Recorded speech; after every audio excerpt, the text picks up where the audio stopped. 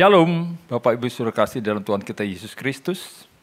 Kita berjumpa kembali dalam ibadah online GBI Radin Intan pada hari Minggu yang indah ini. Kita percaya kita semua diberkati oleh Tuhan Yesus sangat luar biasa. Sebelum kita memuji menyembah Tuhan dengan sangat antusias, kita akan berdoa syafaat terlebih dahulu. Mari saudara saya ajak untuk berdoa syafaat. Kita arahkan hati dan pikiran kita kepada Tuhan. Bapa di surga, terima kasih buat segala berkat-Mu yang luar biasa sepanjang kehidupan kami. Satu minggu ini Tuhan sudah pelihara kami. Kembali Tuhan, saat ini kami mau beribadah, memuji menyembah-Mu di dalam roh dan kebenaran. Kami butuh Tuhan lawatan-Mu, kami butuh hadirat-Mu, kami butuh lawatan-Mu, urapan-Mu yang luar biasa, sehingga kami bisa memuji menyembah-Mu benar-benar dari hati yang paling dalam karena kami mengasihi Engkau. Dan kami percaya firman-Mu yang akan ditaburkan nanti akan menjadi rema bagi kami sehingga kami menjadi pelaku-pelaku firman-Mu. Terima kasih Tuhan Yesus. Saat ini juga kami berdoa mau bersyafaat buat negeri yang kami kasihi buat Indonesia ini Tuhan. Diberkatilah Indonesia, damailah Indonesia. Diberkatilah pemimpin-pemimpin negeri kami dari pemerintahannya. Mulai dari Presiden kayak Pak Jokowi, Wakil Presiden Pak Ma'ruf Amin, bersama dengan para menterinya, pemerintah pusat, daerah, TNI, Polri, DPR, MPR, semua Tuhan pakai selalu luar biasa untuk membangun negeri ini. Dan saatnya Tuhan di era Pentakosta ketiga ini Tuhan, generasi Yeremia yang berintegritas sedang Tuhan siapkan untuk membangun negeri ini, baik di pemerintahan, di marketplace, ataupun lebih-lebih di gereja-gereja Tuhan. Terima kasih Tuhan, biarlah kiranya lawatan Roh Kudus yang luar biasa yang sedang terjadi, yang akan membawa penuaian jiwa yang terbesar dan yang terakhir sebelum Kau datang kembali. Terima kasih Tuhan Yesus, diberkatilah kiranya gereja Tuhan fokus untuk menyelesaikan amanat agung-Mu.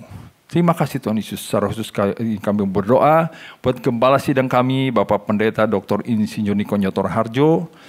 Kami percaya Tuhan penggembalaannya selalu luar biasa, memimpin GBI Gatot Subroto. Bapak, terima kasih juga untuk gembala rayon kami, Pak Pendeta Kiki Haryadi. Biarlah kiranya Tuhan sendiri campur tangan dalam kehidupannya, dalam penggembalaan di dalam 1D. Dan secara khusus kami berdoa untuk GBI Radin 2. Untuk Pak Moses, Tuhan berkati dengan staf penggembalaannya semua Tuhan. Visinya kami rindukan 5.000 jiwa. Kami percaya Tuhan, walaupun ibadah online ini akan bawa dampak yang luar biasa lebih dahsyat lagi Tuhan. Terima kasih Tuhan Yesus. Saat ini kami siap untuk beribadah di dalam nama Bapa, Anak, dan Roh Kudus. Dalam nama Tuhan Yesus Kristus, kami sudah berdoa dan ucap syukur. Haleluya. Amin. Selamat beribadah. Tuhan Yesus memberkati. Mazmur 91. Dalam lindungan Allah. Orang yang duduk dalam lindungan yang maha tinggi dan bermalam dalam naungan yang maha kuasa akan berkata kepada Tuhan, tempat perlindunganku dan kubu pertahananku, Allahku yang kupercayai. Sungguh, Dialah yang akan melepaskan engkau dari jerat penangkap burung, dari penyakit sampar yang busuk. Dengan kepaknya, Ia akan menudungi engkau. Di bawah sayapnya, engkau akan berlindung. Kesetiaannya ialah perisai dan pagar tembok. Engkau tak usah takut terhadap kedahsyatan malam, terhadap panah yang terbang di waktu siang, terhadap penyakit sampar yang berjalan di dalam gelap, terhadap penyakit menular yang mengamuk di waktu petang. Walau 1.000 orang rebah di sisimu dan 10.000 di sebelah kananmu, tetapi itu tidak akan menimpamu. Engkau hanya menontonnya dengan matamu sendiri dan melihat pembalasan terhadap orang-orang fasik. Sebab Tuhan ialah tempat perlindunganmu, Yang Maha Tinggi telah kau buat tempat perteduhanmu. Malapetaka tidak akan menimpa kamu, dan tulah tidak akan mendekat kepada kemahmu. Sebab malaikat-malaikatnya akan diperintahkannya kepadamu untuk menjaga engkau di segala jalanmu. Mereka akan menatang engkau di atas tangannya, supaya kakimu jangan terantuk kepada batu. Singa dan ular tedung akan kau langkahi. Engkau akan menginjak anak singa dan ular naga. Sungguh hatinya melekat kepadaku, maka aku akan meluputkannya, aku akan membentenginya, sebab ia mengenal namaku. Bila ia berseru kepadaku, aku akan menjawab, aku akan menyertai dia dalam kesesakan, aku akan meluputkannya dan memuliakannya. Dengan panjang umur akan kukenyangkan dia, dan akan kuperlihatkan kepadanya keselamatan daripadaku.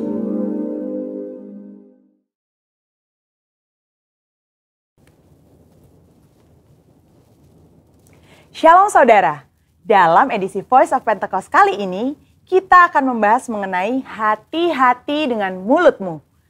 Pada tahun 1900-an di Amerika Serikat, pernah diadakan suatu penelitian terhadap 2 keluarga untuk meneliti pengaruh perkataan dan karakter terhadap keturunan mereka. Secara mengejutkan, hasil yang didapat adalah keluarga Jonathan Edwards yang mendidik anak mereka sesuai perkataan firman Tuhan memiliki keturunan yang berhasil. Sedangkan keluarga Max Jukes yang tidak memperhatikan perkataan mereka sesuai dengan firman Tuhan memiliki keturunan yang buruk dan tidak berhasil. Hal ini membuktikan bahwa perkataan kita memiliki kuasa bagi masa depan kita. Yesaya 50 ayat 4 dikatakan, Tuhan Allah telah memberikan kepadaku lidah seorang murid, supaya dengan perkataan aku dapat memberi semangat baru kepada orang yang letih lesu. Setiap pagi ia mempertajam pendengaranku untuk mendengar seperti seorang murid. Pertanyaannya sekarang, bagaimana caranya agar lidah kita disebut sebagai lidah seorang murid? Yang pertama, mengendalikan setiap perkataan yang keluar dari mulut kita. Yakobus 3 ayat 5, 6, dan 8 berkata, demikian juga lidah, walaupun suatu anggota kecil dari tubuh, namun dapat memegahkan perkara-perkara yang besar. Lihatlah, betapapun kecilnya api, ia dapat membakar hutan yang besar. Lidah pun adalah api. Ia merupakan suatu dunia kejahatan dan mengambil tempat di antara anggota-anggota tubuh kita sebagai sesuatu yang dapat menodai seluruh tubuh dan menyalakan roda kehidupan kita. Sedang ia sendiri dinyalakan oleh api neraka, tetapi tidak seorang pun yang berkuasa menjinakkan lidah. Ia adalah sesuatu yang buas, yang tak terkuasai, dan penuh racun yang mematikan. Hal ini harusnya menyadarkan kita bahwa dosa perkataan atau dosa lidah bukanlah sesuatu yang main-main. Daud sendiri menyatakan bagaimana dia memiliki tekad yang kuat untuk menjaga dirinya supaya jangan berdosa dengan lidahnya. Daud memberikan sebuah istilah menahan mulutnya dengan kekang, di mana kekang artinya melakukan kontrol, memegang kendali terhadap mulut atau perkataan kita. Memang bukan sesuatu yang mudah, tapi bukan merupakan hal yang mustahil karena dengan pertolongan dari Roh Kudus, kita pasti bisa melaluinya. Yang kedua, menyadari bahwa semua perkataan kita diperhatikan oleh Tuhan. Perkataan merupakan ekspresi hati dan ungkapan dari apa yang kita pikirkan. Tuhan melihat kita jauh ke lubuk hati kita yang terdalam. Ia mengetahui segala motivasi hati kita. Mungkin orang lain dapat kita bohongi dengan perkataan manis dan lembut yang sebenarnya hanya sekedar menutupi hati yang busuk atau pikiran yang jahat. Tapi Tuhan tidak dapat dibohongi. Daud menyatakan dalam Mazmur 139 ayat 4, sebab sebelum lidahku mengeluarkan perkataan, sesungguhnya semuanya telah kau ketahui, ya Tuhan. Dalam konteks dunia modern saat ini, di mana media sosial menjadi salah satu sarana komunikasi yang dipakai untuk mengungkapkan ide, pendapat, komentar, informasi, bahkan curahan isi hati, jari-jari kita sebagai alternatif lidah atau bisa dikatakan sebagai lidah yang menuliskan perkataan kita di medsos juga harus kudus. Jangan sampai jari-jari kita mengetikkan pesan hoax, yaitu berita sembarangan yang tidak terbukti kebenarannya, apalagi yang menimbulkan perpecahan, kebencian, kebingungan, bahkan penyesatan bagi orang-orang yang membacanya. Yang ketiga, mulut kita senantiasa memperkatakan firman dan puji-pujian. Salah satu cara efektif untuk menjaga agar kita tidak salah menggunakan perkataan adalah dengan menggunakannya secara benar, yakni dengan cara senantiasa memperkatakan firman Tuhan dan puji-pujian kepada Tuhan di setiap waktu, di setiap keadaan, di setiap situasi kepada semua orang. Sambil kita memuji-muji Tuhan, ingatlah apa yang Tuhan nyatakan melalui Yakobus dalam suratnya. Jikalau ada seorang menganggap dirinya beribadah, tetapi tidak mengekang lidahnya, ia menipu dirinya sendiri. Maka sia-sialah ibadahnya. Sebagai contoh, Bila kita mengalami suatu kejadian yang kurang baik, kita tetap memperkatakan ucapan syukur kepada Tuhan dan bukannya bersungut-sungut, karena firman Tuhan berkata, mengucap syukurlah dalam segala hal. Yang keempat, menyelaraskan perkataan dengan perbuatan kita. Dalam 1 Yohanes 3 ayat 18 dikatakan bahwa kita harus mengasihi bukan hanya dengan perkataan atau dengan lidah saja, tetapi dengan perbuatan dan dalam kebenaran. Perkataan adalah sesuatu yang nyata dan dapat didengar secara nyata. Namun, ketika perkataan diucapkan untuk menyatakan perasaan kasih kepada seseorang, hal tersebut bisa menjadi sesuatu yang tidak berarti apa-apa jika tidak disertai dengan perbuatan nyata seperti yang dikatakan. Misalnya, ketika kita berkata bahwa kita mengasihi Tuhan dengan segenap hati, namun kita malas beribadah atau malas melakukan firman Tuhan, maka perkataan kita tidak bermakna sama sekali. Kita perlu menyelaraskan perkataan dengan perbuatan kita. Dengan demikian, membantu kita untuk berpikir sebelum berkata-kata. Amsal 18 ayat 20-21 mengingatkan bahwa hidup dan mati dikuasai lidah. Oleh sebab itu, kita perlu memperhatikan apa yang kita ucapkan. Biar dari mulut kita hanya keluar kata-kata yang membangun, bukan menghancurkan. Menguatkan, bukan melemahkan. Ingat, Amsal 18 ayat 20-21 juga berbicara mengenai apa yang kita ketik di sosial media. Biar perkataan dan postingan kita memuliakan nama Tuhan. Saudara, untuk penjelasan lebih lengkapnya dari tim teologi kami, jangan lupa untuk buka link yang ada di atas atau scan QR Code yang tersedia. Salam integritas, Tuhan Yesus memberkati.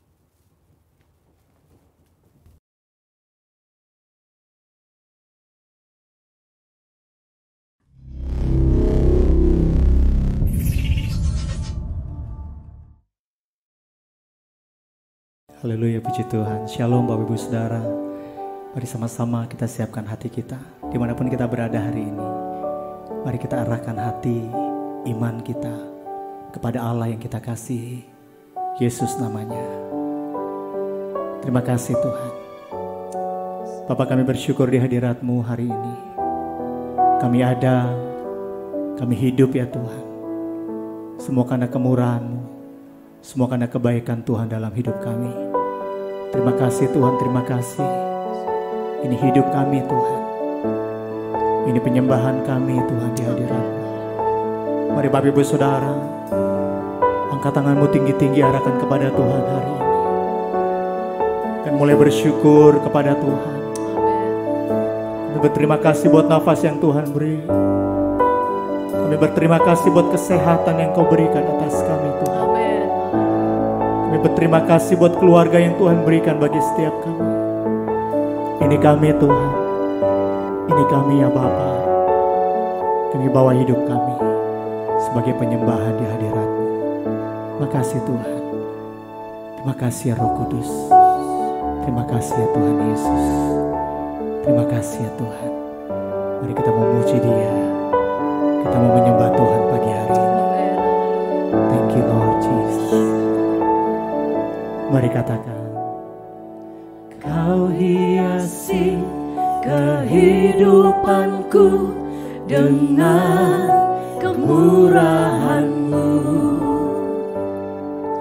Kau rancangkan masa depanku penuh dengan harapan. Katakan aku ada.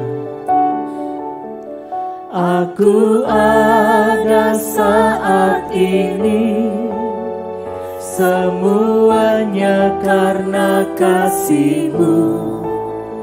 Aku hidup hari ini, semua berkat kemurahan-Mu.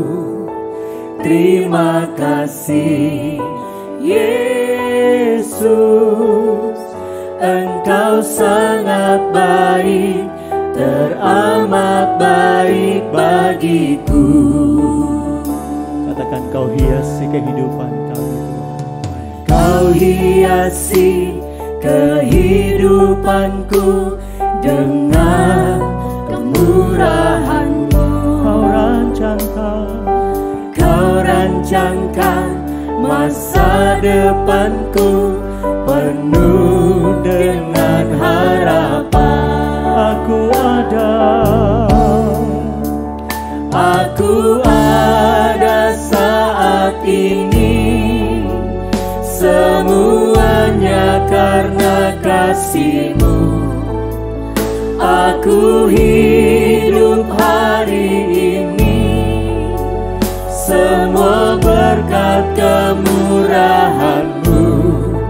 Terima kasih Yesus, Engkau sangat baik, teramat baik bagiku. Ini pengakuan kami Tuhan. Kau hiasi kehidupanku dengan kemurahan-Mu. Kau rancangkan masa depanku, Terima kasih Tuhan. penuh dengan Katakan aku ada. Aku ada saat ini, semuanya karena kasih-Mu. Aku hidup hari ini, semua berkat kemurahan-Mu. Terima kasih Yesus, Engkau sangat baik, aku ada saat ini. Ini pengakuan kami Tuhan. Aku hidup hari ini, semua berkat kemurahan-Mu Tuhan. Kami katakan terima kasih. Terima kasih Yesus, Engkau sangat baik, teramat baik bagiku. Kami bersyukur kepadamu. Terima kasih. Apakah pujian kami? Panjatkan syukur-Mu kepada Tuhan, Bapak Ibu Saudara. Thank you Lord Jesus. Terima kasih Tuhan. Mari angkat tanganmu, katakan, aku ada. Aku ada saat ini, semuanya karena kasih-Mu. Aku hidup hari ini, Ya Tuhan, semua berkat kemurahan-Mu. Terima kasih Yesus, Engkau sangat baik, teramat baik bagiku. mari angkat dua tanganmu lebih lagi, katakan, aku ada. Aku ada saat ini, semuanya karena kasih-Mu. Aku hidup hari ini, semua berkat kemurahan-Mu.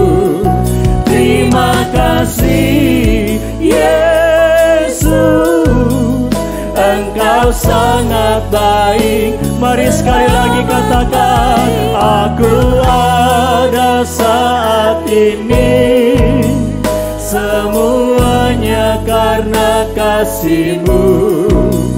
Aku hidup hari ini, semua berkat kemurahan-Mu. terima kasih Yesus. Terima kasih Yesus, Engkau sangat baik, teramat baik bagiku.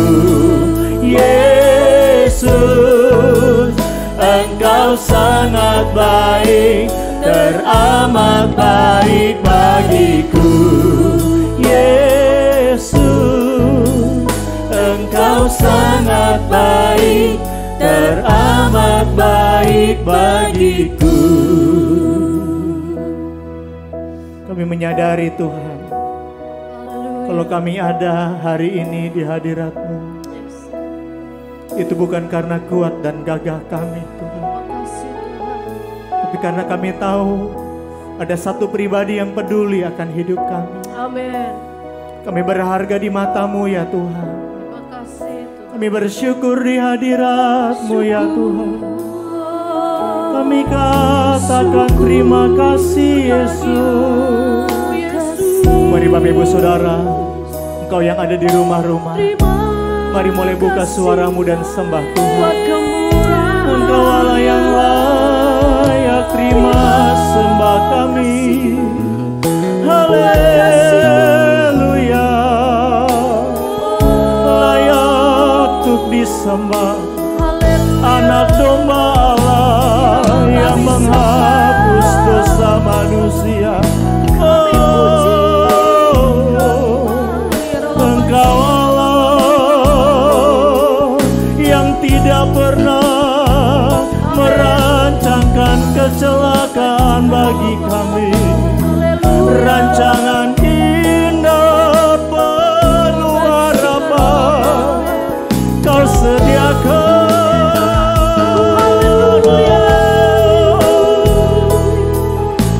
Engkau Allah yang turut bekerja mendatangkan kebaikan bagi setiap kami yang mengasihi-Mu Yesus.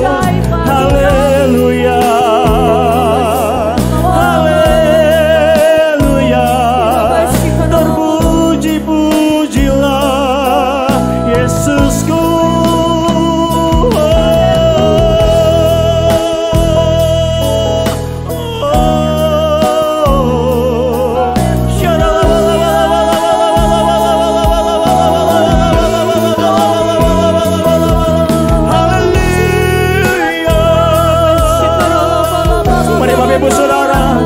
Sudah dibaptis oleh Roh Kudus, mari mulai berkata-kata di dalam bahasa roh. Mari terus bangun manusia roh kita hari-hari ini.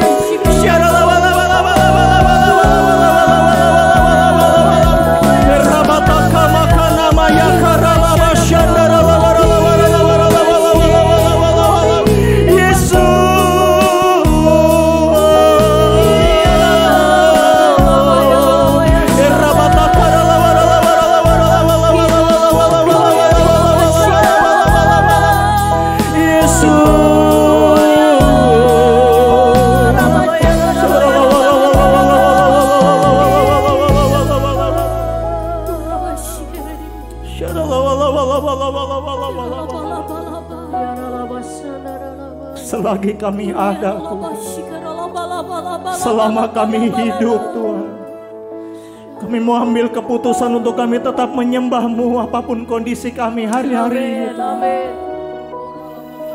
Karena kami percaya Tuhan, rancangan indah masa depan penuh harapan Tuhan telah sediakan bagi setiap kami. Engkau Allah yang tidak pernah meninggalkan perbuatan tangan-Mu Tuhan. Immanuel, Allah selalu beserta dengan kami. Inilah pujian syukur kami Tuhan. Inilah penyembahan kami. Terima kasih Tuhan. Syukur, ku berikan syukurku buat segala yang terjadi di dalam hidupku. Syukur, ku berterima kasih buat anugerah kasih-Mu bagiku. Mari sekali lagi katakan syukur. Syukur, ku berikan syukurku buat segala yang terjadi. Buat segala yang terjadi di dalam terima kasih Yesus. Syukur, ku berterima kasih buat anugerah kasih-Mu bagiku. Berikan tepuk tangan buat Tuhan. Haleluya. Terima kasih Tuhan. Mari katakan, ku berikan syukur pada Tuhanku. Kau telah tebus hidupku. Karya kudus-Mu Tuhanku, amin. Kini aku jadi baru. Kami berikan syukur kami Tuhan. Ku berikan syukur pada Yesusku, pada Yesus. Yes Lord. Kau telah angkat hidupku, karya kudus-Mu, Karya kudus melayakkan kami Tuhan. melayakkan. Kami bersyukur kami dapat melayani-Mu Tuhan. Melayani-Mu, mari katakan syukur. Syukur, ku berikan syukurku buat segala yang Buat terjadi. segala yang terjadi di dalam. Ayo Bapak Ibu Saudara, angkat suaramu dan tanganmu. Syukur, Pahit mungkin yang sedang engkau alami hari-hari ini, naikkan syukur kepada Tuhan. anugerah kasih-Mu Katakan syukur. Syukur, ku berikan syukurku buat segala yang terjadi di dalam hidupku. Syukur, ku berterima kasih. Haleluya. anugerah Yes kasih-Mu. Lord. Mari biarkan musik menyembah Tuhan. Mari mulai angkat suaramu sembah Tuhan.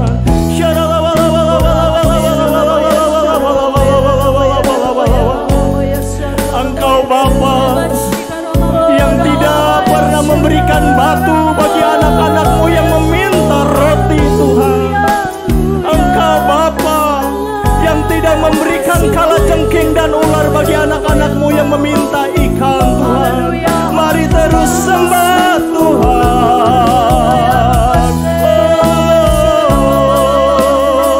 Syanana mayaralamu. Kami bersyukur di hadirat-Mu Bapa. Yes Lord Jesus. Terimalah ucapan syukur kami Tuhan. Terima kasih Bapa. Mari yang bersyukur, berikan tepuk tangan yang terbaik bagi Allah kita. Katakan syukur. Syukur, ku berikan syukurku. Kami percaya ada mujizat saat kami bersyukur Tuhan. Di dalam hidupku, syukur, ku berterima kasih buat anugerah. Mari sekali lagi angkat dua tanganmu, katakan syukur. Syukur, ku berikan syukurku Buat segala yang terjadi di dalam hidupku. syukur, ku berterima kasih buat anugerah kasih-Mu. Katakan buat anugerah kasih-Mu, buat anugerah kasih-Mu. Mari taruh tangan kanan di dada, katakan buat anugerah kasih-Mu bagiku. Mari berikan tepuk tangan sorak-sorai kemuliaan bagi Allah kita. Sorakan haleluya. Sorakan haleluya. Apapun kondisi kami hari-hari ini Tuhan, kami putuskan untuk kami mau tetap bersyukur kepadamu. Karena Engkau Allah yang baik, Engkau Allah yang tidak pernah merancangkan kecelakaan. Rancangan damai sejahtera, penuh harapan Kau sediakan bagi setiap kami. Bagi mula pujian, bagi mula hormat, bagi mula kemuliaan sampai selama-lamanya. Kita yang percaya berikan tepuk tangan bagi Allah kita. Sorakan haleluya. Haleluya. Luar biasa Tuhan. Kita percaya Bapak Ibu Saudara, ketika kita masuk gerbangnya Tuhan dengan hati yang bersyukur, yakin dan percaya, mujizatnya Tuhan terjadi atas hidup kita. Yang percaya berikan tepuk tangan bagi Allah, kita sorakan. Terima kasih Tuhan, Kau layakkan kami untuk kami masuk gerbang-Mu dengan hati yang bersyukur. Kami bersuka di hadirat-Mu Tuhan. Yuk sama-sama katakan. Ku masuki gerbangnya Tuhan dengan hati yang bersyukur. Ku bersorak memuji Tuhan, Dialah sukacitaku sebab Dia baik, Dia sungguh baik. Kasih setianya untuk selamanya, sebab Dia baik, Dia sungguh baik. Kasih setianya kekal, sebab Dia baik, Dia sungguh baik. Amin. Kasih setianya untuk selamanya, sebab Dia baik, Dia sungguh baik. Kasih setianya kekal selamanya. Yang bersuka kita sorakan haleluya. Haleluya. Katakan, ku nyanyikan pujian bagi Dia. Ku nyanyikan pujian bagi Dia dengan hati yang bersyukur. Ku rasakan kebaikannya di sepanjang hidupku.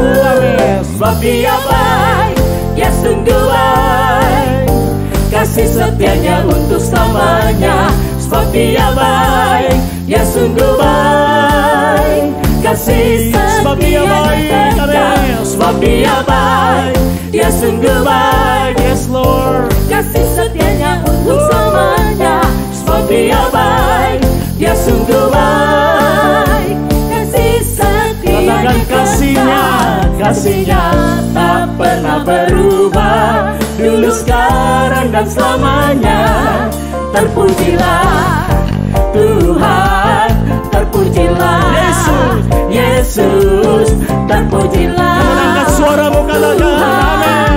Terpujilah Yesus, terpujilah Tuhan, terpujilah Yesus. Mari tepuk tangan di atas kepala, katakan, sebab Dia baik, Dia sungguh baik.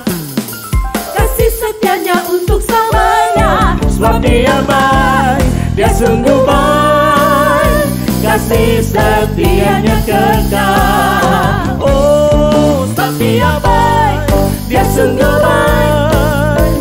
Kasih setianya untuk selamanya, sebab Dia baik, Dia sungguh baik.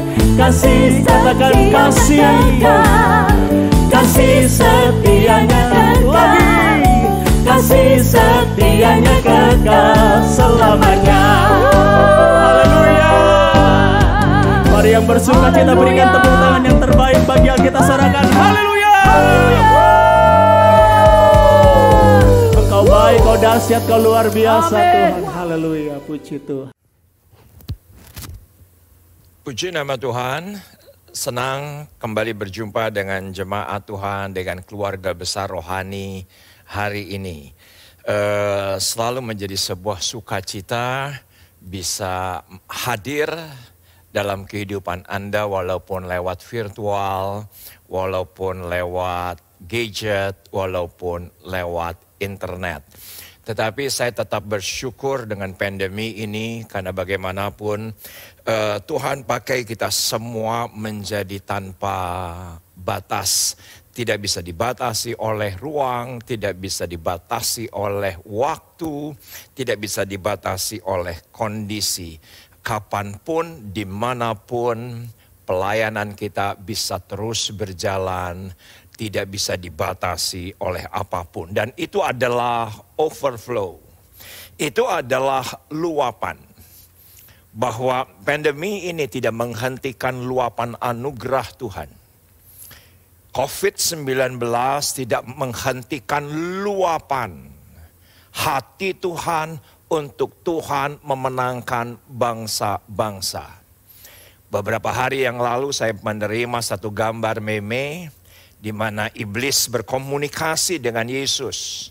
Iblis mengatakan bahwa oleh karena COVID, gereja tutup. Tetapi di meme tersebut Tuhan Yesus berkata, justru karena COVID, sekarang gereja ada di setiap rumah-rumah. Itu adalah overflow. Itu adalah luapan.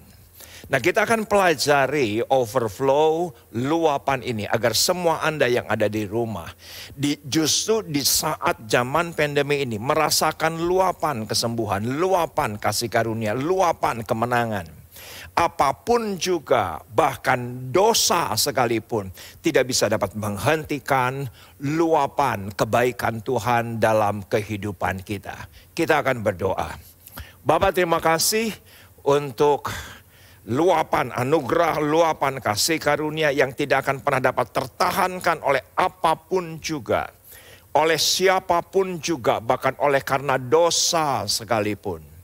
Dan hari ini jemaatmu hadir beribadah dengan kehausan yang luar biasa. Siap untuk menerima luapan anugerah yang datang dari atas, luapan kasih karunia yang datang dari atas, dan biarlah semua kami menikmati luapan hebat ini. Kami siap untuk belajar akan Engkau yang adalah firman. Sama-sama yang siap, kita katakan amin. Kita akan langsung buka Alkitab kita. Kita akan lihat, yaitu adalah Yohanes 21 dari ayat yang ke-1 hingga dengan ayat yang ke-6. Dan sebelum kita baca ayat ini, yuk sama-sama ambil live chatnya, ambil komennya. Kalau Anda beribadah setelah ibadah premier, Anda ketik demikian arti iman, yaitu adalah aku siap menerima luapan anugerah Tuhan hari ini. Perhatikan Yohanes 21 ayat 1 hingga dengan ayat yang ke-6, demikian firman Tuhan. Kemudian Yesus menampakkan diri lagi kepada murid-muridnya di pantai Danau Tiberias, dan ia menampakkan diri sebagai berikut. Di pantai itu berkumpul Simon, Petrus, Thomas yang disebut Didimus, Nathanael dari Kana yang di Galilea, anak-anak Zebedius, dan 2 orang muridnya yang lain. Ayat yang ketiga, kata Simon Petrus kepada mereka, aku pergi menangkap ikan. Karena semua kita tahu itulah usaha daripada Petrus, itulah kehidupan sehari-hari daripada Petrus, dan tidak ada yang salah di sini karena bagaimanapun juga Petrus harus memberi makan dirinya sendiri dan juga keluarga yang ada. Tidak ada yang salah. Kata mereka kepadanya, kami pergi juga dengan engkau. Mereka berangkat lalu naik ke perahu, tapi malam itu mereka tidak menangkap apa-apa. Padahal penafsir berkata bahwa mereka sangat profesional. Penafsir berkata bahwa mereka itu sangat ahli, tapi didapati malam itu, semalam-malaman mereka tidak mendapatkan apa-apa. Nah, ini yang menarik perhatian saya, yaitu ayat yang keempat. Dan sengaja slide yang akan diperlihatkan kepada Anda, kita pertebal ayat ini. Ketika hari mulai siang, Yesus berdiri di pantai. Akan tetapi murid-muridnya itu tidak tahu bahwa itu adalah Yesus. Menurut saya ini penting. Kita harus berhenti di ayat ini sebetulnya. Karena seringkali benar kita kalau melihat daripada perikop ini happy ending. Mereka mendapatkan 153 ekor ikan. Banyak orang berkata bahwa ya benar itu adalah Yesus yang menginstruksikan. Tetapi kita harus highlight ayat yang keempat ini. Sebuah kenyataan, sebuah realita pada saat itu. Para murid tidak tahu yang berkata itu adalah Yesus. Itu penting. Jadi bagi para murid itu orang nggak jelas. Bagi para murid itu orang yang tidak dikenalnya. Bagi para murid itu bukan siapa-siapa. Sampai dengan ayat yang keempat. Jadi bukan apa-apa, bukan siapa-siapa, orang yang tidak dikenal, orang yang nggak penting buat mereka sebetulnya. Tapi bagaimanapun juga mereka nggak tahu bahwa itu adalah Yesus. Tetapi orang yang tidak dikenal itu, orang yang tidak penting itu, bukan apa-apa dan bukan siapa-siapa, memberikan instruksi. Kata Yesus kepada mereka, hai anak-anak, adakah kamu mempunyai lauk pauk? Jawab mereka, tidak ada. Nah, yang menarik adalah ayat yang ke-6.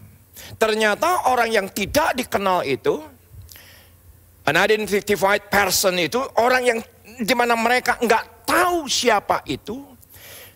Mereka nggak tahu itu Yesus, ada kemungkinan karena jarak. Karena jarak yang cukup jauh, ada kemungkinan mereka nggak melihat bahwa itu adalah Yesus. Dan apa yang terjadi? Tebarkanlah jalamu di sebelah kanan perahu, maka kamu akan memperoleh. Lalu mereka menebarkannya, dan mereka tidak dapat menariknya lagi karena banyaknya ikan itu. Dan semua kita tahu, mereka mendapatkan 153 ekor banyaknya. Posisi murid itu kenapa sampai taat kepada orang yang gak jelas? Kenapa sampai mereka mendengar perkataan dari orang yang entah berantah? Kenapa saya katakan demikian? Ya karena ayatnya berkata walaupun Yesus menampakkan diri, tapi murid-murid nggak tahu bahwa itu adalah Yesus. Posisi murid seperti apa? Menurut saya sudah dalam keadaan pasrah. Karena semalam-malaman tidak mendapatkan ikan. Yang mana mereka adalah profesional, yang mereka adalah para ahli, yang bertahun-tahun itu adalah mata pencaharian mereka. Tapi pada sebuah titik mereka pasrah. Dan yang kedua, yang kita bisa pelajari daripada ayat ini, yang kedua mereka ini nurut. Tetapi ada lagi yang ketiga, yaitu mereka rendah hati. Beberapa minggu yang lalu ada satu pelajaran kerendahan hati yang saya pelajari dengan istri saya, Ibu Elsa. Di hari Senin kalau tidak salah, atau hari Senin tepatnya, saya diminta oleh keluarga sahabat saya untuk memberikan pelayanan penutupan peti di Depok. Untuk saya ke Depok itu sudah belasan tahun. Karena ya saya tinggal di Pamulang, gereja ada di Sawangan, dan jemaat gereja induk kami ada di Depok. Sekian belas tahun itu rute yang biasa kami lakukan. Bisa lewat Sawangan atau bisa lewat tol. Nanti pasar Minggu belok kanan, Margonda langsung ke gereja. Itu bukan sesuatu yang luar biasa buat saya. Itu bukan rute yang asing buat saya. Tapi ketika akan pergi kira-kira 7:30, menantu saya kebetulan Stephen tinggal di rumah, sedang menginap di rumah. Pah mau lewat mana? Saya langsung berkata, ya kayaknya Sawangan aja. Karena kalau lewat tol jam segini pasti banyak orang yang akan pergi untuk berkantor. Oke, Stephen bahkan meneguhkan, iya Pak, tol sekarang banyak jalan berlobang. Tapi nggak tahu kenapa, ketika saya duduk, istri saya menggunakan Google Maps. Dan istri saya berkata, Pak, kita nih nggak tahu nih, kita punya waktu cuma tinggal 1,5 jam untuk ibadah pelepasan, harus on time, nggak mungkin keluarga yang berduka tungguin kita. Jadi yuk kita pakai Google Maps. Jadi aku bilang begini, ya udahlah pasrah aja. Ya sudahlah kita nurut aja dengan apa yang dikatakan oleh Google Maps. Dan saudaraku ternyata Google Maps menunjukkan kepada saya jalan yang tidak pernah saya lalui. Yang nggak tahu nama jalannya itu apa. Pokoknya dari rumah menuju ke Pondok Cabe, dari Pondok Cabe itu melintas ke Cinere, dari Cinere melintas nggak tahu ke arah mana. Yang pokoknya setiap instruksi saya lakukan, setiap direction saat itu saya taati. Dan yang luar biasa, saya bilang kepada Ibu Elsa, Mam, ini lewat mana? Ini jalan mana? Dan saudaraku, istri saya berkata, ya sudahlah, nurut aja. Dan yang luar biasa, menurut perkiraan kalau lewat jalan normal yang saya tahu bisa 2 jam, saudaraku, oleh karena pasrah, nurut dan rendah hati, bisa sampai ke tempat tujuan hanya 1 jam 5 menit. Saya bersuka cita dan saya langsung berkata kepada istri saya dapat pelajaran. soal rendah hati. Sekarang saya bisa mengerti apa yang terjadi dengan para murid ketika itu. Mereka dalam keadaan pasrah, sudah semalam-malaman tidak mendapatkan ikan. Ketika ditanya apakah ada lauk pauk, tidak ada. Orang yang tidak dikenal, bukan apapun, bukan siapapun. Tiba-tiba berkata, tebarkanlah jala ke sebelah kanan. Tetap nurut. Dia nggak bilang ini, lu siapa? Lu so tau banget, lu kok ngatur-ngatur gue. Gue kan lebih berpengalaman. Saya betapa banyaknya hari ini mendapati orang-orang yang demikian. Yang berkata ketika dikoreksi, ketika diberi masukan yang lebih baik, bukannya didengar. Tetapi lu ngatur-ngatur gue. Lu tahu apa? Gue lebih senior. Masa gue yang harus nurut sama lu? Saudaraku, itu bukan tindakan bijak menurut saya. Saya tidak akan pernah sampai 1 jam menuju ke Depok kalau saya mengeraskan hati dan merasa lebih tahu. Tapi sekian minggu kemudian saya punya pengalaman lagi. Satu siang Ibu Elsa berkata, Pak, kita ngopi yuk sore. Dan akhirnya saya mengambil keputusan dengan Ibu Elsa juga ada sebuah kebutuhan. Kami ngopi sore itu di sebuah mall di Jakarta Selatan. Saya bilang sama Ibu Elsa, Mam kita nggak boleh kemalaman. Kita jam 7 saya akan punya jadwal khotbah di Taman Doa Rumah Pengobanan live streaming. Dan apa yang terjadi? Saudaraku, saya meninggalkan mall itu jam 5.30. Saya merasa cukup pas 1,5 jam menuju ke Taman Doa Rumah Pengorbanan di Depok. Apa yang terjadi? Saudaraku, saya katakan kepada Ibu Elsa, seperti sekian minggu yang lalu, yuk kita gunakan Google Maps. Tetapi ada sebuah pengalaman yang lebih luar biasa lagi. Saudaraku, dari mall tersebut menuju ke Lebak Bulus, dan saya berkata, nanti kalau sudah lewat Cilandak Town Square, kita masuk ke tol baru. Masuk ke tol baru, langsung menuju ke Depok, tol yang baru. Ibu Elsa berkata, oke. Dan ketika sampai ke Cilandak Town Square, ternyata Google Maps-nya bilang begini, lurus menuju Pasar Minggu. Padahal ketika saya lihat, itu merah.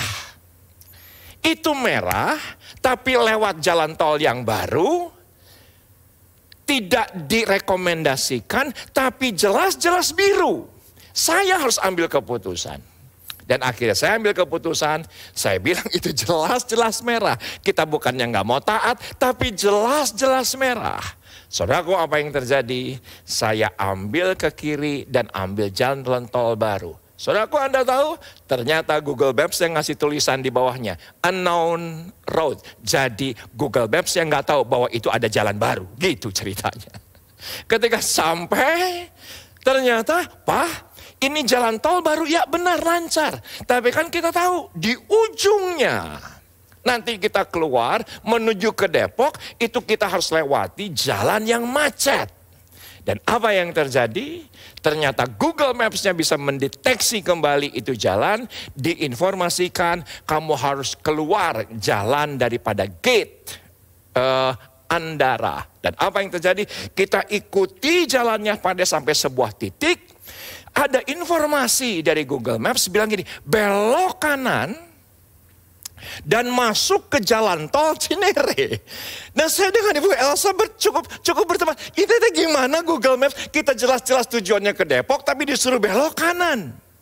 Nah, ketika sampai di lampu merah, saya buka jendela. Ada pengamen di sebelah kanan saya, dan saya tanya. Orang yang saya tidak kenal, orang yang saya tidak tahu, saya cuman bilang begini, Pak, ini Google Maps bilang saya harus belok kanan ke tol Cinere. Bapak mau kemana? Mau ke Depok. Dan ketika dia berkata mau ke Depok, dia cuman bilang begini, ini setelah lampu merah Depok. Ini sudah Depok, ini sudah jalan Beji, ini sudah jalan Nusantara. Bapak kemana? Nggak tahu kenapa, pokoknya saya disuruh ke kanan. Tetapi saya mengambil keputusan untuk menuruti orang yang tidak saya kenal di pinggir jalan. Orang yang saya tidak tahu. Mungkin saja dia salah, tetapi ketika kita pasrah, kita nurut, kita rendah hati, saya tahu persis semua Anda akan sampai pada tujuan ilahi dalam kehidupan kita. Nah, perhatikan dari mana overflow-nya. Dari mana konteks overflow-nya. Perhatikan tangan saya ketika mereka lepaskan jala ke sebelah kanan. Siapa yang setuju dengan saya, itu ikan 153 ekor enggak janjian. Ada di satu tempat di mana jala itu ada. Tidak mungkin. Kenapa? Karena semalam-malaman mereka sudah tidak mendapatkan ikan. Tapi ketika mereka dengan rendah hati, nurut, pasrah, mengikuti apa yang diperintahkan, jala itu ketika ditebar ke sebelah kanan. Tolong lihat tangan saya berani bilang bahwa itu ikan tiba-tiba janjian ngumpul satu demi satu. Dan mereka sampai pada jala, dan ketika diangkat 153 ekor ikan. Itu adalah kekuatan daripada kerendahan hati. Kita akan tutup, kita akan lihat di bagian ini. Yehezkiel 47. Yehezkiel 47. Sungai yang keluar dari bait suci.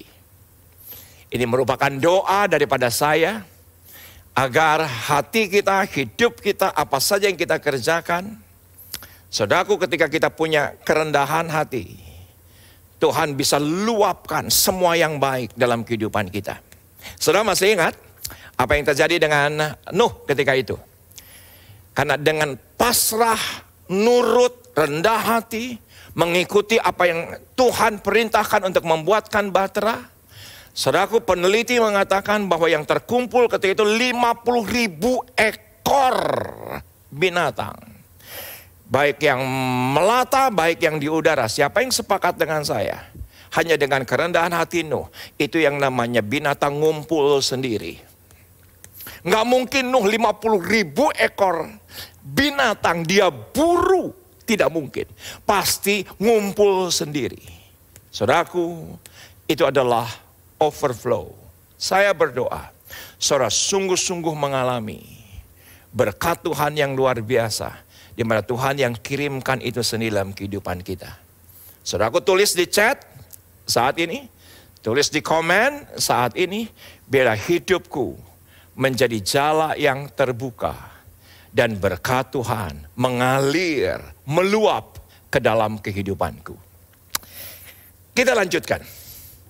Sungai yang keluar dari bait suci, Yehezkiel 47, tentunya overflow. Karena posisi daripada bait suci, posisi daripada Yerusalem itu adalah sekitar 300 meter di atas permukaan air laut.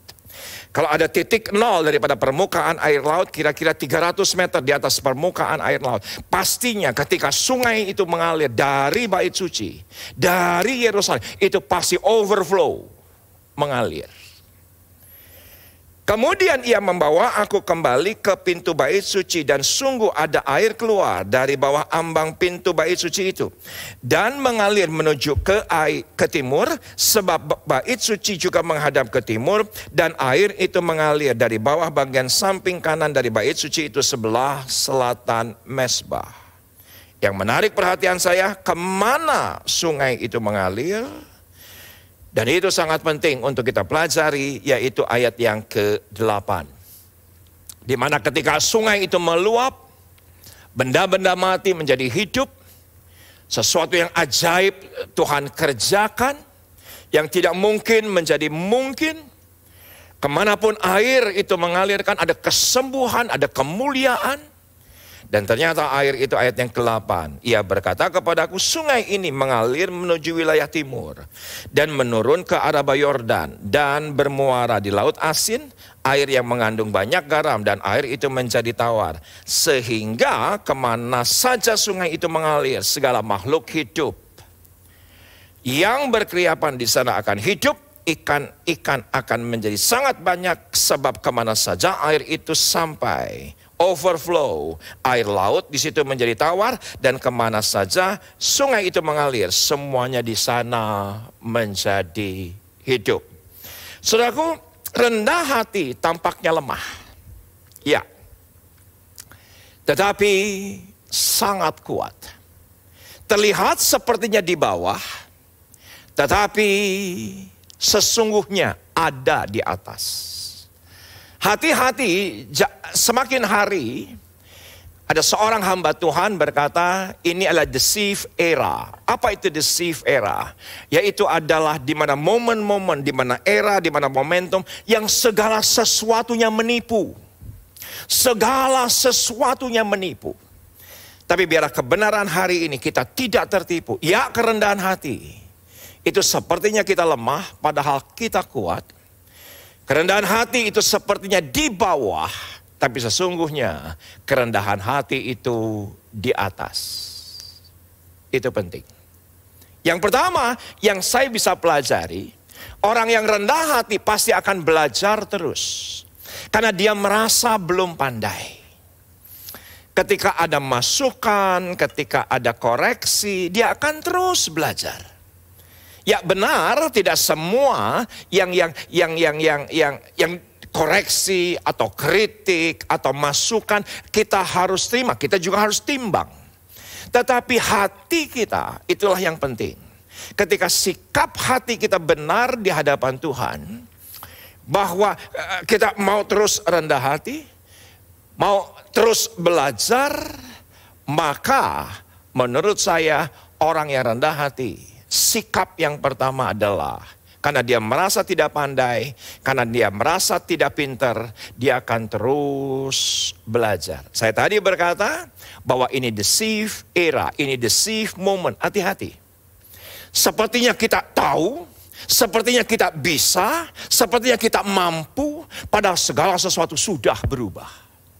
Hati-hati, ini era yang sangat membuat banyak orang Kristen, bahkan gereja, tertipu. Ah, nanti aja gak usah bikin online. Susah. Dulu kan kita ribuan orang. Nanti sebentar lagi juga dibuka lagi. Nanti juga sebentar onsite lagi. Padahal semua kita tidak tahu. Saudaraku, yang lama tidak akan pernah kembali lagi. Dan saya tahu persis ada seorang hamba Tuhan yang juga pemilik perusahaan, yang sangat terkenal 5-10 tahun yang lalu. Dia berkata kepada saya, Kang, yang namanya setiap bulan cuma perusahaan, pegang 100-200 miliar biasa. Pegang yang namanya cash flow, penjualan, per bulan 200-300 miliar itu mah biasa. Tetapi ketika saya dapati hamba Tuhan dan juga sahabat saya yang juga sekaligus pengusaha, ternyata harus melego semua aset. Melego semua aset. Dan apa yang terjadi ketika saya tanya, apa yang salah?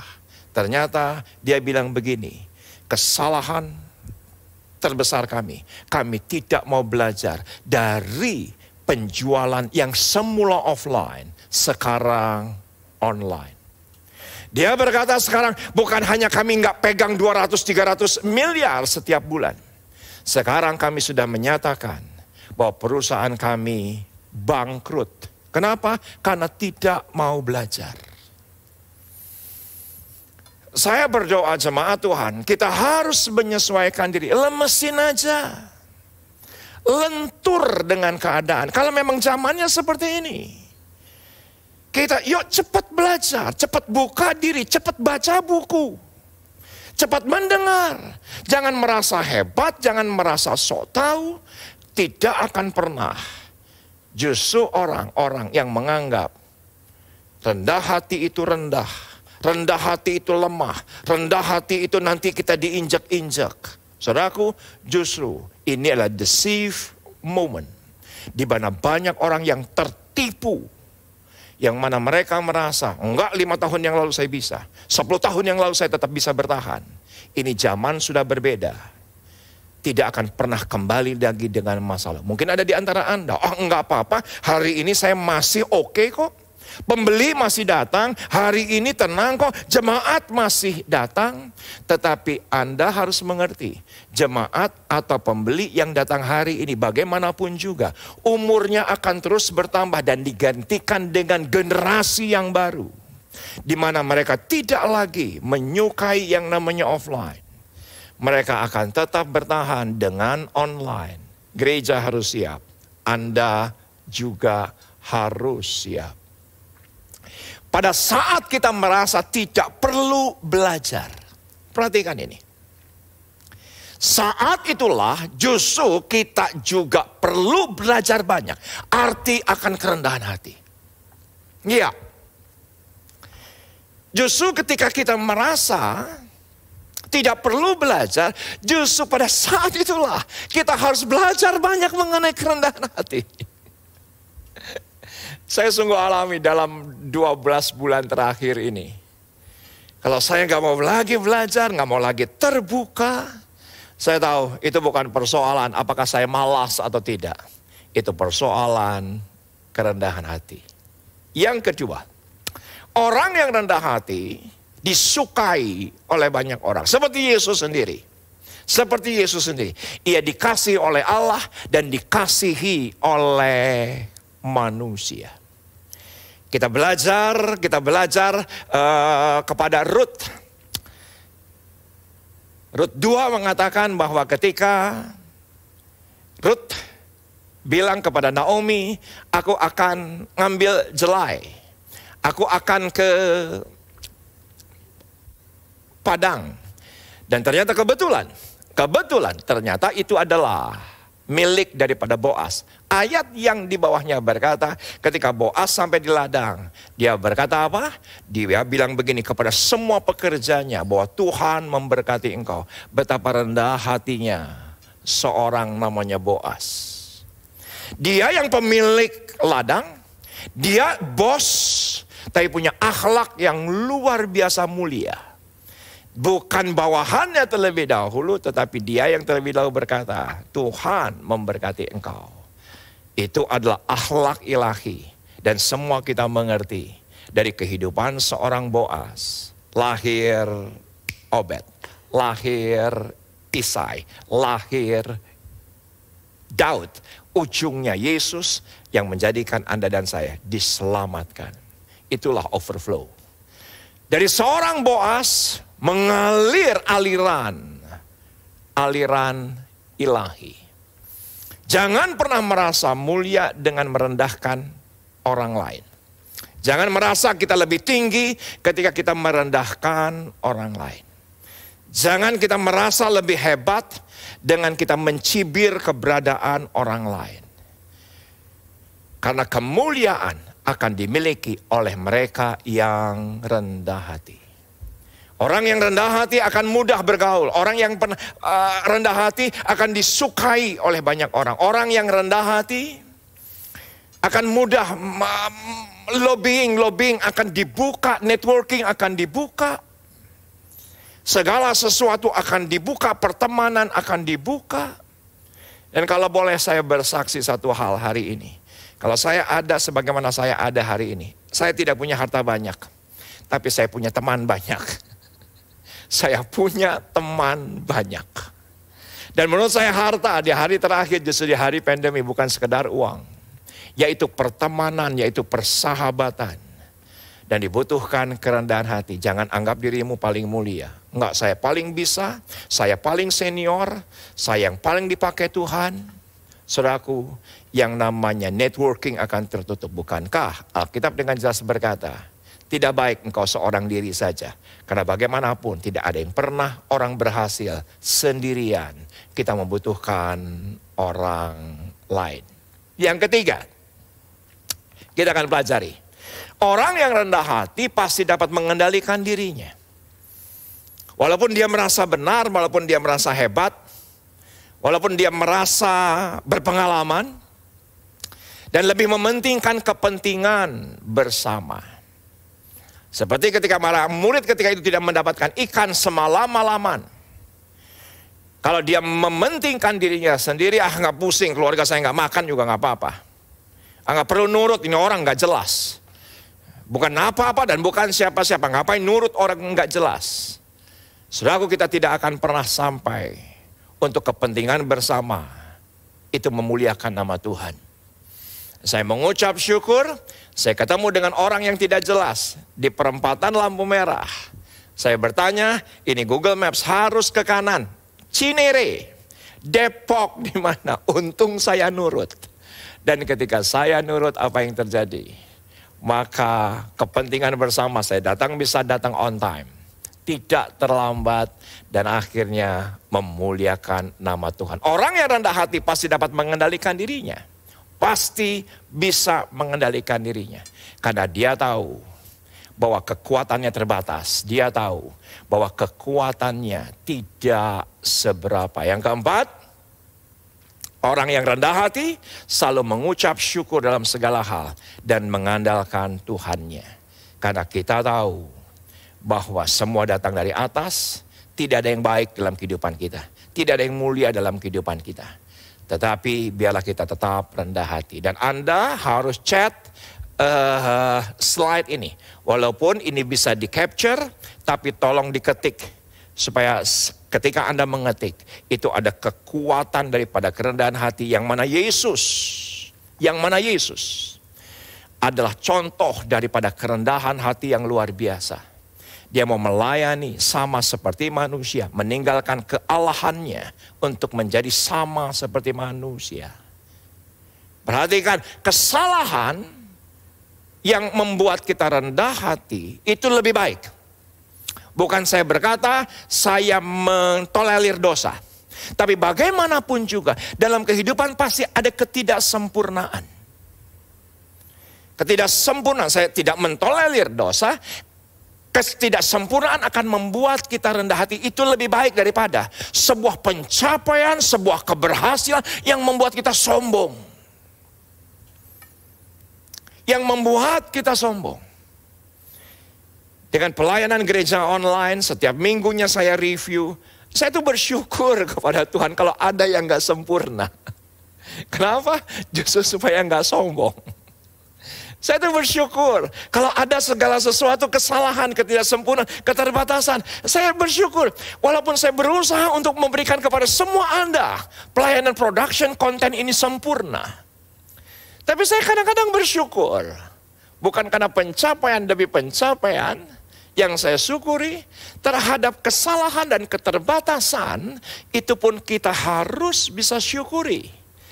Karena dengan orang yang rendah hati, dia akan terus belajar. Harus dibedakan orang yang rendah hati dan rendah diri. Saya tidak akan berpanjang lebar untuk membahas mengenai rendah diri, tetapi Anda bisa foto dan saya sengaja untuk menuliskan pemaparan apa sih rendah diri itu. Rendah diri sama dengan minder, yang tidak punya prinsip. Orang minder gak punya prinsip. Pasti gak punya prinsip. Tidak ada keteguhan. Justru orang rendah hati punya keteguhan. Dia akan menjadi orang yang ragu-ragu senantiasa. Tidak tegas, bingung. Selalu merasa kalah dengan yang lain. Dan tidak memiliki motivasi untuk belajar dan berkembang. Masuk ke zaman online, minder. Karena gak punya alat. Minder karena gak punya sumber daya. Akhirnya apa? Ragu-ragu dan tidak lakukan apapun. Itu minder, itu rendah diri. Ini zaman sudah internet, yang lama sudah berlalu dan tidak akan pernah kembali lagi ke masa mendatang sekalipun. Tapi ketika minder, ya gue minder dah. Saya mau orang kampung, saya mau bukan apa-apa, saya mau bukan siapa-siapa. Minder dah, akhirnya ragu-ragu. Tidak mengambil keputusan yang cepat dan tidak melakukan hal-hal yang produktif. Itu rendah diri. Nah yang kedua, yang terakhir, orang yang rendah diri selalu takut menghadapi kenyataan. Takut menghadapi kenyataan. Tapi bangga dengan masa lalunya. Itu orang rendah diri. Bangga dengan masa lalu, padahal lupakan segala sesuatu yang lalu. Kita terus berlari-lari ke depan, kata Rasul Paulus. Tapi tidak realistis ketika menghadapi masa mendatang. Tidak real ketika melihat persoalan masa mendatang. Kenapa? Karena minder. karena rendah diri, karena ragu-ragu, karena takut melakukan kesalahan. Tidak menjadi risk taker.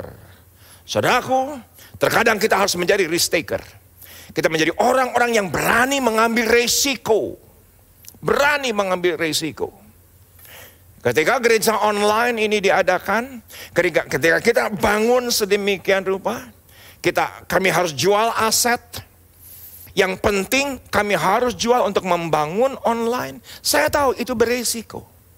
Tapi harus ada orang-orang yang berani mengambil resiko. Karena kita mau terus belajar dan rendah hati. Melakukan apa yang Tuhan inginkan dalam kehidupan kita. Saya tahu persis, pelajaran hari ini sangat luar biasa. Sangat memberkati kita. Dan di akhir ibadah ini yuk sama-sama live chat. Dan Anda katakan, aku hari ini biarlah didapati Tuhan menjadi orang yang rendah hati. Kita berdoa. Bapak, terima kasih untuk pengajaran yang luar biasa hari ini. Engkau tunjukkan kemuliaan-Mu. Nggak apa-apa sepertinya kami dalam keadaan lemah, tapi sesungguhnya kami kuat. Nggak apa-apa dianggap orang kami rendah, tapi sesungguhnya di hadapan Tuhan kami ditinggikan. Tidak apa-apa kami disepelekan, tapi Tuhan yang permuliakan. Bapa, Engkau berikan hati yang benar kepada seluruh jemaat-Mu hari ini. Yang sangat diberkati oleh Tuhan luar biasa. Dan luapan kasih karunia, mukjizat, kekayaan berlimpah-limpah dalam kehidupan kami. Amin. Shalom Bapak Ibu yang dikasihi Tuhan. Saya percaya firman Tuhan yang telah kita dengar bersama meneguhkan, menguatkan, dan menghibur hidup kita. Sebelum kita akhiri ibadah kita dan kita terima doa berkat, mari bersama-sama kita perkatakan definisi dari Pentakosta ketiga. Mari kita perkatakan dengan suara yang keras. Hitungan ketiga kita mulai katakan 2, 3. Pentakosta ketiga adalah pencurahan Roh Kudus yang dahsyat di zaman ini melebihi yang terjadi di Azusa Street. Pentakosta ketiga akan mengakibatkan penuaian jiwa yang terbesar dan yang terakhir sebelum Tuhan Yesus datang kembali. Pentakosta ketiga akan membangkitkan generasi Yeremia, yaitu anak-anak muda yang dipenuhi Roh Kudus, cinta mati-matian kepada Tuhan Yesus, tidak kompromi terhadap dosa, dan akan bergerak untuk memenangkan jiwa. Pentakosta ketiga lahir di Indonesia dan bergerak ke bangsa-bangsa. Gerakan ini dari timur ke barat dan akan kembali ke Yerusalem. Pentakosta ketiga akan memberikan kuasa untuk menyelesaikan amanat agung, dan setelah itu Tuhan Yesus datang kembali. Amin. Kita percaya apa yang kita perkatakan akan terjadi atas bangsa kita, atas negeri ini, atas dunia ini. Mari sama-sama kita arahkan hati kita angkat tangan kita kepada Tuhan. Terimalah berkat anugerah dan damai sejahtera yang berlimpah-limpah dari Bapa di surga melalui putranya yang tunggal, Yesus Kristus, dan persekutuan yang manis dengan Roh Kudus memberkati kita dari sekarang sampai selama-lamanya. Dalam nama Yesus kita terima berkat ini. Haleluya. Amin. Tuhan Yesus memberkati. Dia sungguh baik, kasih setia. Katakan kasihnya tak pernah berubah, dulu, sekarang, dan selamanya.